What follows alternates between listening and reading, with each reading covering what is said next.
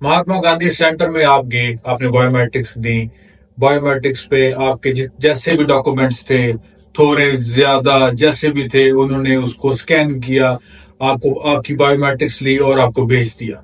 आपने जाके हर बंदे को ये बताया कि भाई महात्मा गांधी में तो बायोमेट्रिक्स जो है वो फौरन ले रहे हैं, आप चले जाएं। आप में से कुछ लोगों ने ऐसा किया कि कम डॉक्यूमेंट्स के साथ, गैर जरूरी डॉक्यूमेंट्स के साथ और शॉर्ट डॉक्यूमेंट्स के साथ वहां पर चले गए, बायोमेट्रिक्स दे के आ गए। बायोमेट्रिक्स देने के बाद आप खुश हैं कि आपके बायोमेट्रिक्स हो चुके हैं।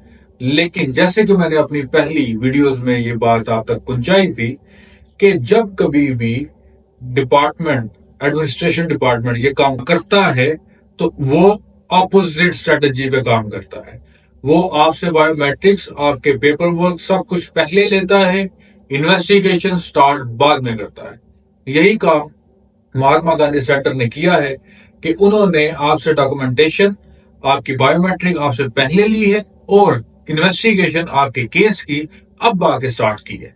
अब जब उन्होंने इन्वेस्टिगेशन स्टार्ट की है तो उसका रिजल्ट हमारे सामने आना शुरू हो गया है।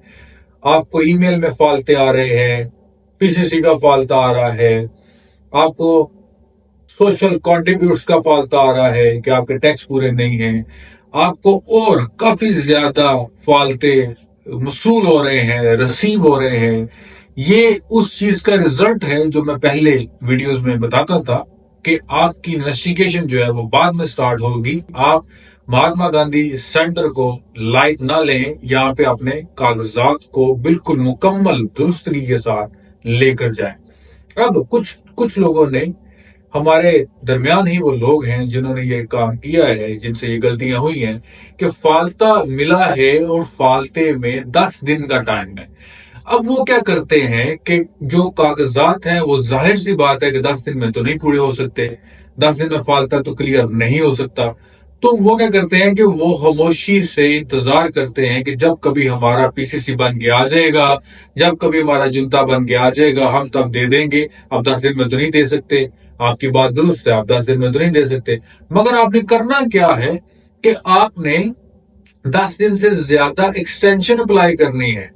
आपने एक लॉयर हायर करना है, उसने अपनी पावर ऑफ अटॉर्नी के साथ आपके लिए 10 दिन से ज्यादा फाल्टा की एक्सटेंशन अप्लाई करनी है और उस एक्सटेंशन अप्लाई करने के बाद आपने उस फाल्टा को क्लियर करना है।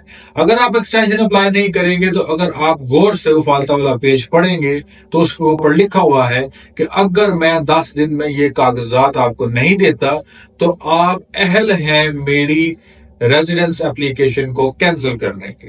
तो लिहाजा आपने वकील को हायर करके सबसे पहले एक्सटेंशन अप्लाई करनी है। उस एक्सटेंशन अप्लाई करने पर आप सेफ हो जाते हैं।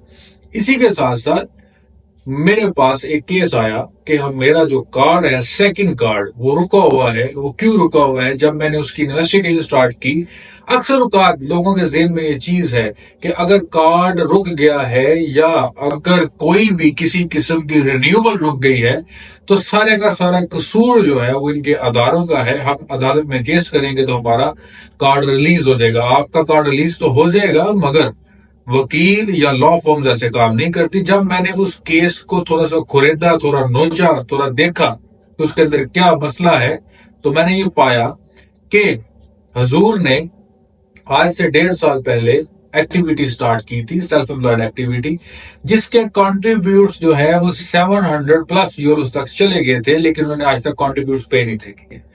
अब हुआ ये है कि जब उन्होंने कॉन्ट्रीब्यूट्स पे किए, हमने अदालत में केस किया, उनका कार्ड रिलीज हो गया।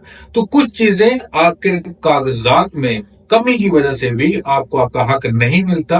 अपने कागजात में बिल्कुल किसी चीज की कमी ना छोड़ें। इन सारे मामलात को अपने साथ साथ बेहतर रखें। अब सिमिलरली एक केस ऐसा था कि जिसमें उन्होंने पीसीसी के फाल्टे के बाद 7 महीनों के बाद उनको पीसीसी डिलीवर की। अब 7 महीने के बाद पीसीसी डिलीवर की और 13 महीने हो चुके हैं कि उन्होंने अभी तक उनको कार्ड रिलीज नहीं किया। वो क्यों करे कार्ड रिलीज जबकि उन्होंने बोला था कि 10 दिन है आपके पास और आपने एक्सटेंशन भी अप्लाई नहीं थी की।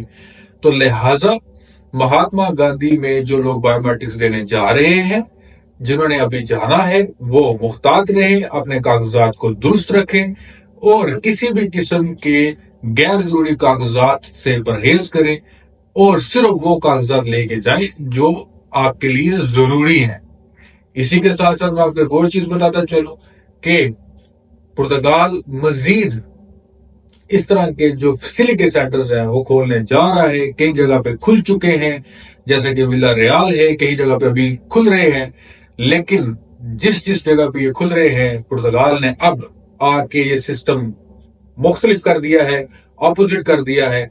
पहले आप कागजात लेके जाते थे, आपकी इन्वेस्टिगेशन टेबल पर होती थी, ऑफिसर के सामने होती थी। अब आपके कागजात को जैसे भी है कबूल कर लिया जाता है, बायोमेट्रिक ले ली जाती है, इन्वेस्टिगेशन बाद में की जाती है। तो लिहाजा तैयार रहें, कागजी जंग में हमेशा अपने आप को तैयार रखें और किसी किस्म का कागज जो है, किसी किस्म का डॉक्यूमेंट जो है, किसी किस्म का रिक्वायर्ड डॉक्यूमेंट जो है, उससे कमी अपने अंदर ना रखें। शुक्रिया, अल्लाह हाफ़िज़।